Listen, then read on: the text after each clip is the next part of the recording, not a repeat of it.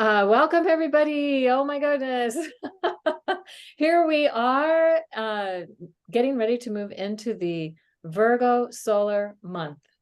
And we've been through an amazing month already with the Leo Solar Month. Still a couple more days at the time of this recording before this happens, actually a few more days before this happens.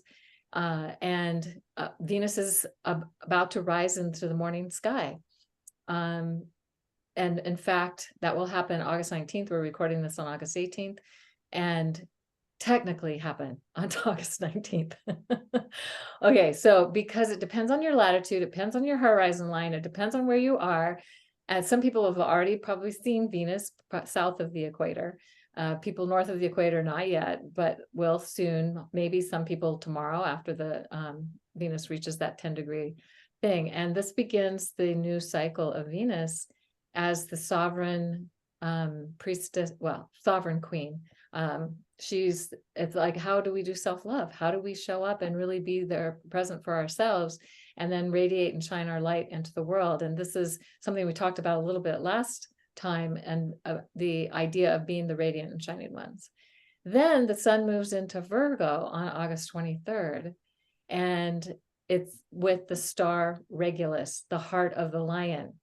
So this is where the priestess, queen, lioness energy really comes in, because back in 2011, it was the end of November 2011, for the first time in almost 26,000 years, Virgo was overlaying the heart star of the lion, the season of Virgo, meaning the 30 days before the September equinox. So in the northern hemisphere, that's the autumnal equinox or the fall equinox, and in the southern hemisphere, that's the spring equinox.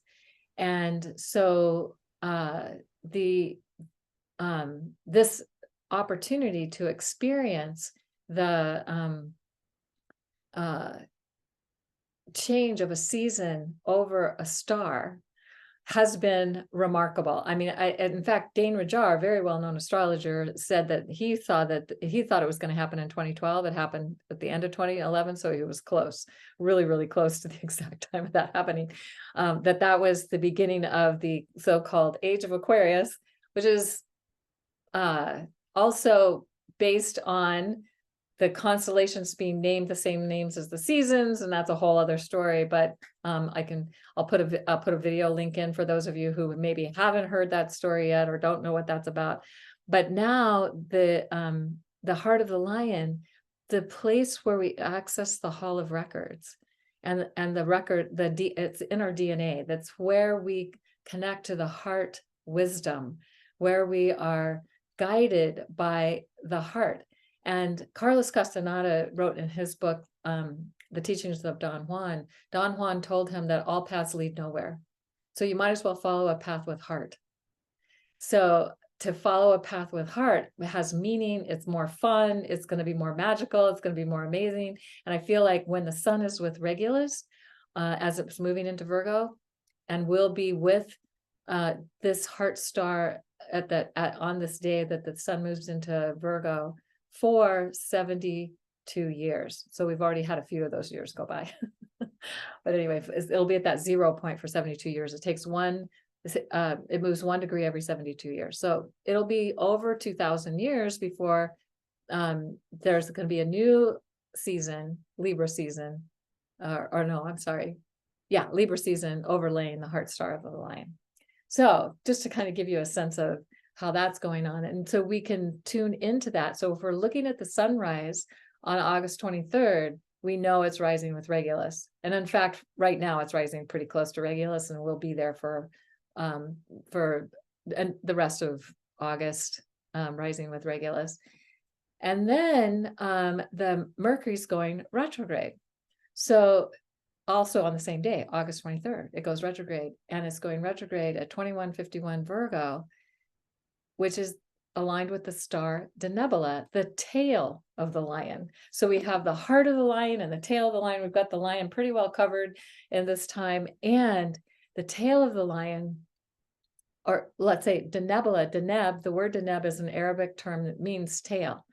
And so The tail of the lion is helping to guide and direct things. Now, something that's really fun for me is I just did a river trip, a canoe trip down the Green River in Moab, near Moab, Utah. And I was in the front of the boat and I could not steer it anywhere. But the person in the back of the boat, the tail of the boat, was steering everywhere we were going, and we had to navigate sandbars and all kinds of crazy things. Were so not very many rapids on the Green River, but she was the one that had the power to navigate. So the tail is where the navigation comes from, and so it directs our path. And Denebola was considered a season changer. It was always happening as the seasons were getting ready to change. That's shifted a little bit now over the years of when they first saw that to different seasons, but it's still kind of a season changer. And the tail has the ability to draw from the past to help direct us, the best and the most beneficial things from the past to help direct us to the best and most beneficial future. So this is significant. Mercury stationing retrograde right here. Plus, we're going to have the new moon. We'll talk probably more about that later, but the new moon on September 14th is with this star. The sun and the moon are exact with this star, September 14th. Like, whoa, this like feels like a big message from the cosmos. We could also think of it as with the sun with Regulus and Mercury with Denebola. It hangs out there for quite a long time as it stations because it's stopped in the sky. These are the codes of royalty. And the opportunity to remember, the message from Mercury is the opportunity to remember that we are all royalty. We are all children of the divine. We are all radiant and shining ones. We are all here to shine our light of love, the path of heart, into the world. And so how do we access the codes of the past, the ancient past, that are going to support us in moving to our future in the best, most supportive ways possible? So that's how we are starting out this solar month. Whoa. So now I'm just going to turn it over to whoever feels inspired to go next. As you were saying, Venus is rising, like I could feel all that energy of like the rising of the feminine within men and women, with this leadership energy, this royalty that I love, that is connecting also with the constellation and with just like Venus rising and the Mercury retrograde. It's like there's still a little bit of inner work before we show up 100%, right? So I will say that for this month, it's very important to not being in a hurry to shine, like we shine without trying. And it's something that I always see about the lion energy, Leo as a sign and the constellation as well. Like in that sense, like a lion doesn't try to shine. It just shines because he is the king of the jungle, right? And we are all the queen and the king in an area of expertise or in an area of wherever we embody. So I'll say that with that Venus rising and this Mercury retrograde at the same time, and the past, like the past, I think is coming so strongly. Like, what is it that we need to burn in that past? And what can we take from the past that we really want to bring with us? And there is also that energy of standing up, like not waiting for other people to save us. Like, I think those times are done. Like, that's it. Nobody's going to save you. You save yourself, because there is nothing to save at the end of the day. It's like we are complete. There is nothing to heal. There is nothing to save. Like, we are already who we are meant to be. We just need to remember that. And I think that Mercury retrograde is really going into the detail, like within your life, within your schedule in the whole week. What is it that it doesn't bring you joy? And can you just burn it? Can you just take it off of that schedule and say, I won't do this anymore because it's not me. And I'll say with this Mercury retrograde and with this whole Venus cycle, 90 months, so we have time, but there is this courage that is also very important, like embody courage. It's not about what you do, it's about who you are and how you can be courageous in every word, in every action, in everything that you communicate and be. So yeah, I think that it will be like a message that I feel very clearly, and something that it was also, and we were talking about this before recording, like the inner feminine wisdom doesn't only work in logical ways. So for me, for instance, with a Mercury in Pisces, the chart is always like a portal to receive the messages and to stand with that. Like it's also a value, right? There is the value of the rational mind who learns of the facts and who learns all the aspects and techniques and all of this. That's amazing. I love it. Like the three of us, we're learning all the time. And I'm sure that everyone who is listening to us is listening to us because they like learning as well, right? That part is amazing. But I keep finding women that they don't trust the inner wisdom, the things that they know just because they know it. And I think that balance between both of that, the Venus cycle is going to be courageous to say, I'm both. And yeah, sometimes I just know things because I know them, and that's okay.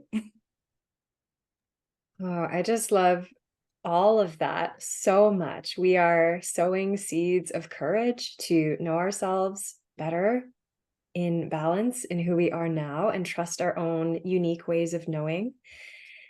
It's so powerful. I feel like this Virgo season is this invitation to really reconnect with our temple and our multi-dimensional temples, right? The temple of our mind and our home and our body, but also the temple of our spirit and our relationships. Like kind of looking at it from this multi-dimensional lens feels like it will bring in this Saturn retrograde in Pisces that I think is this beautiful base note of narrowing down, but also zooming out and opening the multiplicity of life. It's this integration factor. So we can be with those details, be with the discernment of, is this for me?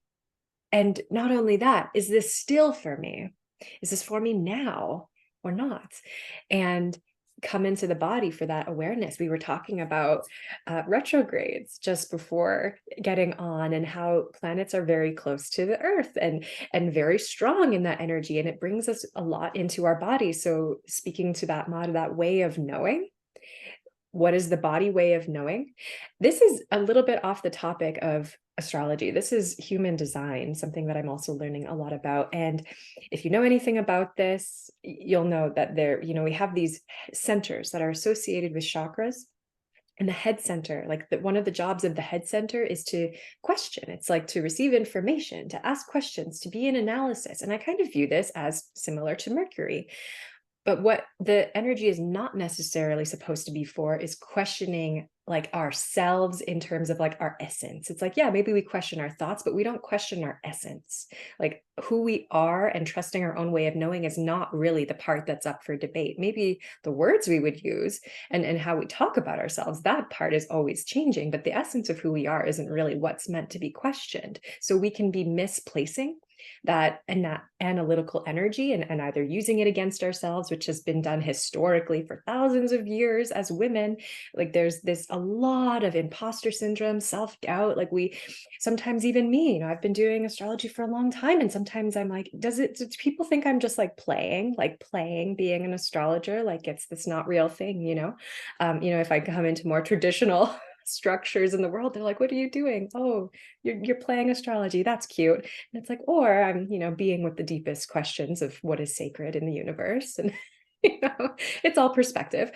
So I think there's this invitation to really reconnect with that inner sacred knowing through our bodies by not questioning the essence, but getting very clear on what does need to be questioned. And that's where I think the Virgo energy, and especially Mercury in his own ruling sign of Virgo, can really take a beautiful lead. Like Mercury is strong this month, also the planetary ruler of Virgo. So there's this, keeping of the temples and, sweeping out. Sweep out what does not need to be there, and maybe even the act of sweeping can be something that you're physically doing in your spaces just to get some physical, resonance with this energy. Beautiful. Oh my gosh. So many things are happening this month. I think we say that every month, but it's true. So one of the things is that Uranus is going to go retrograde on August 28th. And on August 27th, we're going to have the Sun in Virgo opposite the Saturn in Pisces opposition, Saturn's retrograde, and all the outer planets always are opposite the Sun when they're retrograde.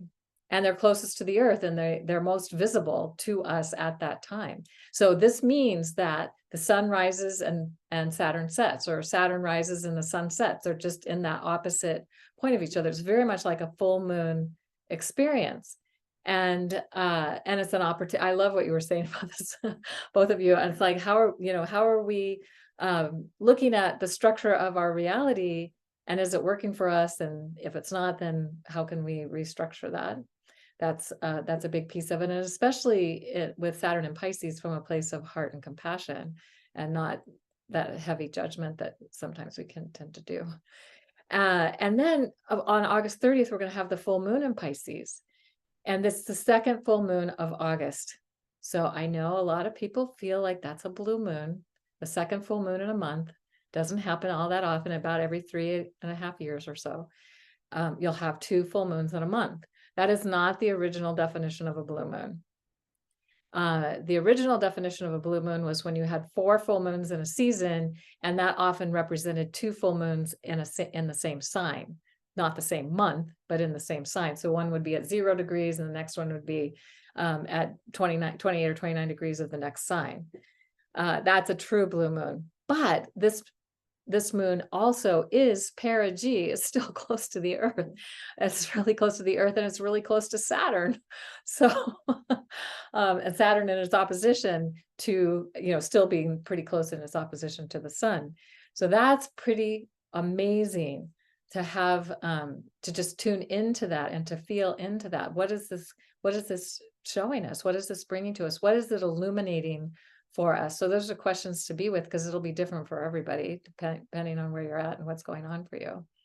And then just one more thing I'll say before I turn it over is on September 3, Venus stations direct, and then we'll be getting ready to have our first conjunction with the moon at the first gate. So that'll probably be something we talk a little bit more about. But Venus, so we've had all these so Mercury just went retrograde as the sun entered Virgo, and then Uranus goes retrograde, and then we have Saturn retrograde opposite the sun, and all this retrograde energy, and then Venus is like, yeah, going direct.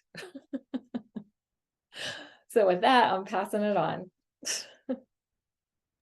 I love the energy of the full moon in that sense, because it weaves so much with everything that is coming into the space. I love that Nora mentioned the temples, and the temple is not just your space that you go for meditation and then you are all zen and such a good person, and then you finish meditating and then you take the car and then you are yelling at everyone and you are such a different person, right? It's like, no, the temple is our bodies and it's everything that we do.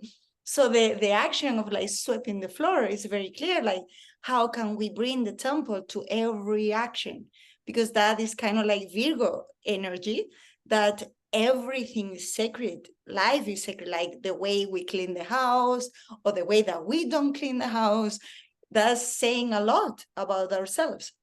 And in that full moon, Saturn is with the moon in Pisces, as Nora also is that base, Saturn there has lost so much conscious awareness, right? Like it's there, but sometimes we forget about the influence, but it's more present than ever at the same time. Like it's this authority of what we were saying, like the inner knowing. And then when Venus is coming direct, is squaring Jupiter. So I will say in Taurus. So that is also bringing us to the body and to our values. And something that I was sharing before recording, it was our relationship with money and how it's also sacred. And something that I'm doing a lot lately is like my business is sacred. It's a temple. It's truly a temple. So many times I'm giving too much for free, and the universe is saying that's too much. Like it keeps saying to me when things are being honored and when it's not. And it's not just about being free or not. Like what are you doing it for? Like it's from a space of lacking. Like it has to be free because then nobody's going to sign up, or it's just is truly coming from my heart. So I want to share with everyone. Both is the same, like the words can be the same. This is open to everyone, this is free, but the energy that that event is coming from has a very different energy, or sometimes can be manipulative, right? Like I make this event for free because I want to bring all these people to my programs.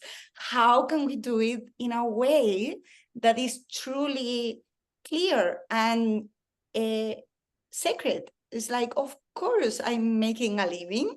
This is my job, and these are my offerings, and you can have a look because you need to know if this is for you or not. But like, how can we value the people that we follow?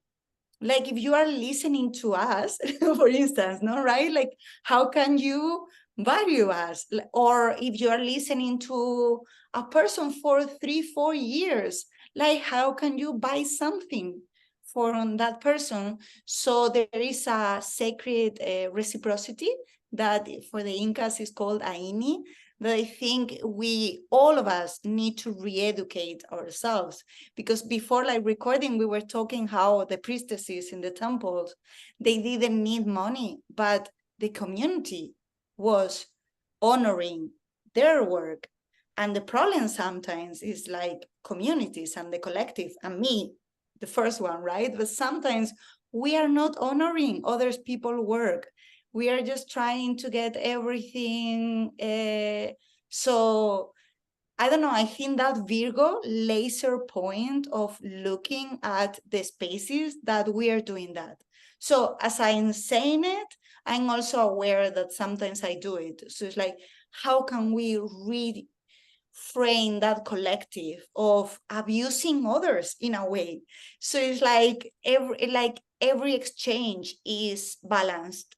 And sometimes it's not about money only. It's also about if you are meeting every Sunday with a friend and you are the only one who is talking and the other one is the one who is giving you advice and giving you advice, that's not a sacred relationship. It's not being balanced. So it's also like that Virgo reality check in our lives, what things are truly not sacred and how can we bring it into everything, not only into our meditation space, but into cleaning and brushing our teeth and talking like computer technology, like the whole day. I think this month has a energy of really having a look to the structure, to the details of our lives and see where we are out of alignment. Yeah. And I'm sorry, like all my Aries is just like. It's so good. I mean, Aries, it's called forward, North Node in Aries. That's actually on the increase for all of us. And I think this all brings us to the conversation of this South Node in Libra also, and balance. And if we think about oppositions, they hold that energy of balancing between energies. So the energy of balance is really strong. I wanted to bring attention to the fact that Jupiter will be stationing retrograde, and this will be just after Venus stations direct. So that's very interesting. Venus retrograde, but then Jupiter in Venus's sign of Taurus, they're kind of, she's passing the torch off to him in a sense, or maybe he's coming in and taking it. But anyways, they're on a team, they're friendly. And Jupiter will be retrograde in the same degrees that Mercury was retrograde back between April and May. So between 5 and 15 degrees of Taurus.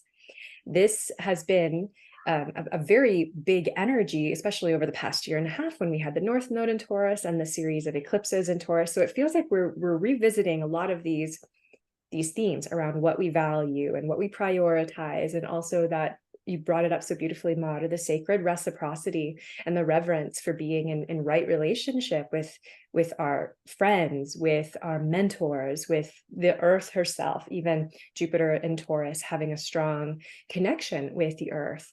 So there's this beautiful energy between Mercury and Jupiter happening, and they also represent two sides of the coin in their own sense. Mercury is a logical mind, and Jupiter is higher mind, intuition, abstract thinking, synthesis, and they will be trine often throughout this month, kind of as they do a little bit of their dancing between both retrograde at the same time.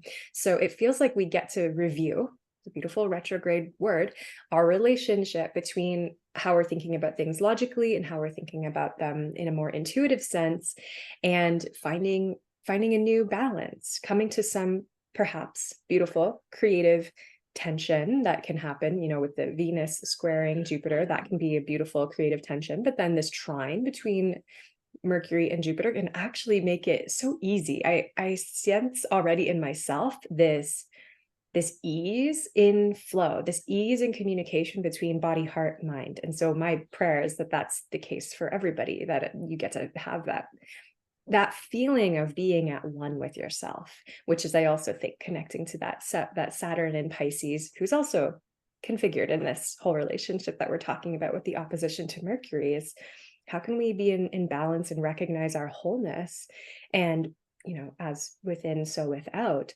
and how that all comes into play in our everyday lives. Beautiful. Oh my gosh. Okay, so love the word reciprocity because it is totally about balancing and having, it's like if you're giving and you're not receiving, then you're going to give it to the point where you're empty and you have nothing more to give. But you have to be open to receive, because sometimes people aren't open to receive. So they're giving and they're not receiving, and then they get exhausted and can't even tell you how many women I know in my generation who gave so much, they gave themselves into autoimmune disorders, and then they had to take care of themselves. But the other thing, and we want to think about too, is the earth. How are we giving to the earth, or how are we having a reciprocity? The earth is supporting us, and we're alive because of the earth. So how do we do a reciprocity and honor? And for me, I like to make rock cairns. I like to do prayers. I like to give some kind of offering of petals, rose petals, or something to the earth as thank you. Thank you for being here to support me in this. It's like a way of having a sacred relationship to the earth, creating earth altars, whatever works for you. But this is a great month to be doing that, especially as we approach the Virgo full moon. And I love that everything that's been said about the temple, because the temples are everywhere. And then my priestess mentor back in 1995 wrote a book called The Temple of the Living Earth. And so she was all about the earth and how we treat the earth as a temple. So bringing that all back around into this, and that new moon is with the tail of the lion, and it'll be a great time to be planting seeds about how do we access the information and knowledge and gifts of the past to help us navigate towards our future in the best ways possible. So we can use that to plant those seeds. And then, of course, we're going to have Mercury go direct right after that, like the very next day, Mercury goes direct, and then and we'll be trining Uranus in that process. And so what are the unexpected messages, what is it that's outside the box of our ordinary reality and what we usually think, and how can we tune into that and be open to that and see where that's taking us. So I will pass it along to whoever's next to illuminate and share and wow us more with what's going on with that.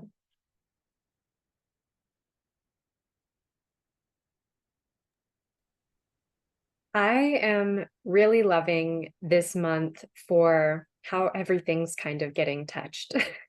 There's something going on in every corner, and I think that brings our attention to just the multiplicity of life. Like, how can we be with everything all the time? I think this is part of the learning of Saturn is how to accept the both and be with both grieving, be with suffering, but at the same time be with life and joy and beauty and celebration. How are we actually able to expand our capacity to hold all of that and recognize this as part of the human journey?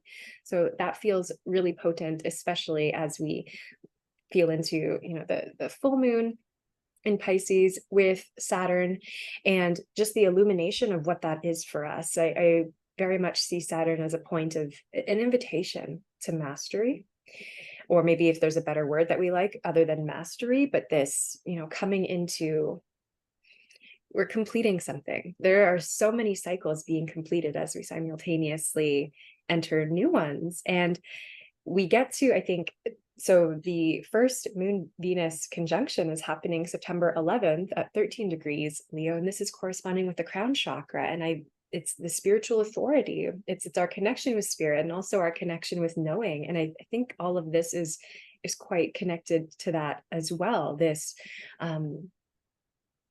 I just know because I know, Mar, you illuminated that so beautifully, but also because I feel.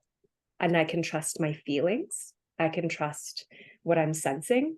If we come back to the Jupiter piece, because also Saturn is in one of Jupiter's signs in Pisces, Jupiter being in Taurus is the body. And it's kind of bringing in this body awareness, this higher self connection with the cosmos awareness into something maybe a little bit more tangible. So it almost seems like an opportunity to create some sacred art. I love what you said, Kaylin, about going out into the world and creating, you know, the little cairns and maybe inukshuks, or where if that's present for where you are, or like stacking rocks for balance. It's very Libra, or, you know, making a pine cone circle somewhere in the forest, seashells on the beach, you know, whatever it is, but some sort of physical representation, because the earth is so present. Virgo is an earth sign. So doing something representative to almost externalize the inner process, and that it's very similar to art therapy, right? Or even astro drama. Like, how can I externalize what's going on the inside so that it can be better known and better understood? That feels like a beautiful strategy that we can be with this month. And I will also love to invite people with the crown chakra, with the Venus, that is September 11th, to have a vision of what is it that they want to give birth within themselves. What is it that you are creating, and actively and also energetically? Like, what is it that you want to attract into your life just because you are who you are? And Venus related topics, right? Like also money. Why Venus is related with money? Because it's value, right? So it's like how you value your energy, your dedication, your time, and the relationships, because it's the relationship with myself. So then is the relationships I also attract from other people in that sense. And it's like, how can we embody that worth from the crown? And what is it that we want by next spring to give birth? Because this is something that I have noticed, like time and time again, that with the Venus cycle, I don't know, it's because I'm Libra rising and this is maybe like it's my planet, but there is this opportunity to really create something with each, like with the chakras, right? So it's like we are mentioning that the 11th is the crown. So now will be to have the vision do a vision board. And then, so it's like, basically it's what I'm doing as well. Like I'm creating, and then I look at it every day and just say, okay, that's the energy. And at the same time, Venus also surprises you. Like it brings the gifts, not only in the way that you want it, but in the way that she thinks that you need as well. So, but the visioning in this crown chakra and going down and rising at the same time is so interesting, right? Like Venus is rising, but the process of Inanna is descending. And during this phase, besides being a Leo cycle, is always the courageous part, like the part that the Mayas related to the war. And instead of war, right now it's more like, what is it that we can have the courage to release, so then the essence can come forward. And in that is a very creative process as well. So it's woven with what Nora was saying about like astro drama. And it's like, if you always dreamt about being an actor, maybe you don't have to do it professionally, but join a club and just play with being an actor. And that can be your, but commit for a while. This is like the Saturn talking, right? Like commit for a while to something to really see the fruits. Like it's like a farmer, if you want to have a harvest and you are not really dedicating the time. And I think with this Virgo, it's like, if you really want something to flourish, nurture the garden and then it will flourish. And it's also very related to what Kailin was saying about the temples. If we want more temples in the world, it's like, what is your temple to take care of? And from there, more and more will come into life, because we are all weaving together this energy. And I think there is such a powerful energy working from the invisible realms, and is coming up more and more. So I think, and this is, I don't like predictions or anything, but it's so strong that it's like, I need to say, like, and we were talking about that, like during this cycle, there will be more leaders with heart, more of leaders from the feminine side coming up.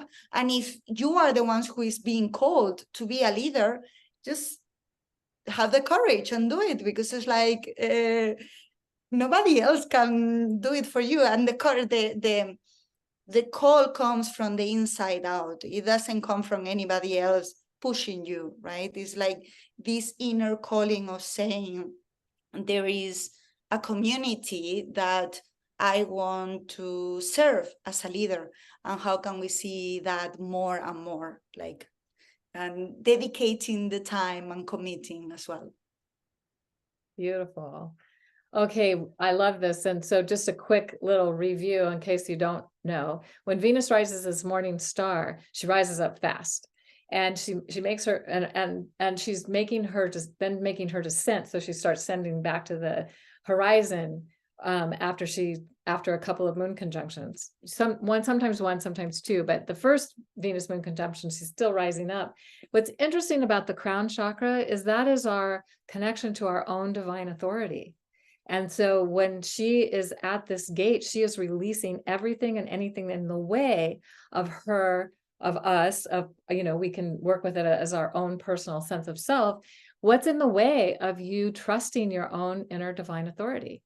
We've given away our divine authority to outside, people, religions, whatever it is, for so long, and we've lost that connection. So it's about releasing any distortions, anything that is in the way of us really truly trusting and being connected to our own inner divine authority, because it's just naturally a part of who we are. It's just been overlaid with all these other things. So I just love that. And then, and so as Venus is making her descent, she's releasing anything and everything in the way of all the different chakra gates, so that when she rises up, she can reclaim it in a healthy way. So we've got that going on for us. And it really is we could say the descent of Inanna is the descent of the priestess. and here we are in the season of the priestess. And priestesses were disbanded from the temple way back when, and it's one of the things I love seeing on the planet at this time is how many different priestess processes there are coming in, that people are doing to reawaken the priestess that's within all women. And because it was so suppressed and repressed and denied for such a long time. So this month feels like it's really helping to even take that to a next higher octave or level. So I know there's more. So I'm just going to invite Nora and Mar to say something somewhat quickly, because I know we're getting past our time, to wrap it up, and then also just to say we'll look forward to having Jamie back with us, so she just couldn't make it today. So I wanted to remember to say that because I keep forgetting. I just wanted to remind everybody that whenever we are seeking the light of something, inevitably we engage with the shadow. So a shadow aspect that can come up in Virgo season is the imposter syndrome, like I was talking about a little bit before, and the imposter syndrome around maybe being a feminine leader. That is obviously relevant for me because that is my life and my path. And just remembering, again, that reclamation of divine authority, but no matter where you are on your journey with this, these are some of the beautiful cliche sayings that are, cliche for a reason, because they are true and we just keep coming back to them over and over again. Two things: every journey begins with a single step, right? So wherever you are in your journey and your relationship with your own divine authority is perfect. You're already enough as you are, exactly where you are. There's nothing that you need to prove, but you can always be striving for excellence. And part two of that, cliche number 2 for today, the grass is always greener where you water it. So focusing on what you want to water.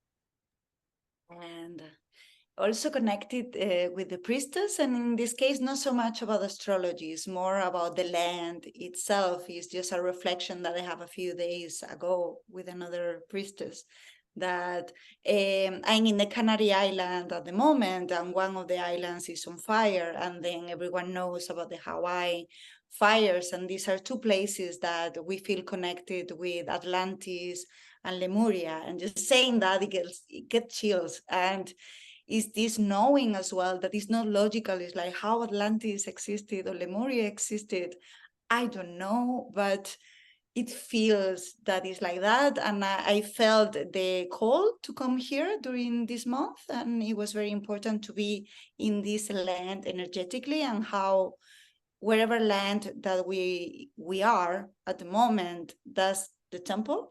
And sometimes when we are traveling around, we are also connected with sacred information from the land, that the land is dreaming us and we are dreaming the land into being. And I think with all that, Saturn in Pisces is also allowing our dreams to talk to us, the land to talk to us. So we just receive the message. And there's a priestess, like, it's not about an ego, I will be the leader. No, it's just about being the vessel.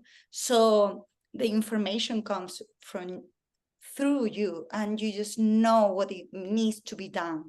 And I think in the moment that we release that ego, and that's also the descent of Inanna, right? Like releasing the ego in it, is like, it's just being in awe with the earth and falling in love with ourselves again, and with the dreaming earth. Like keeps coming this image of like we are dreaming the earth and the earth is dreaming us.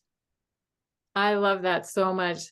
There's a book I love that was written by a man named John Perkins way back in the day, called The World is As You Dream It. So this month we're being invited to dream the new earth, and maybe even create an earth altar somewhere where you are helping to put the intentions of this new earth into that. And we can all do that. And when we all do that, it will have just so much power. And if you want to share what you're doing with us in the comment section, that would be awesome. And I'm going to come up with whatever I'm going to do, and I'll share it with you in the comments too. So awesome. Anyway, thank you all so much. Hope you have a very sacred, illuminating, wondrous Virgo month, solar month.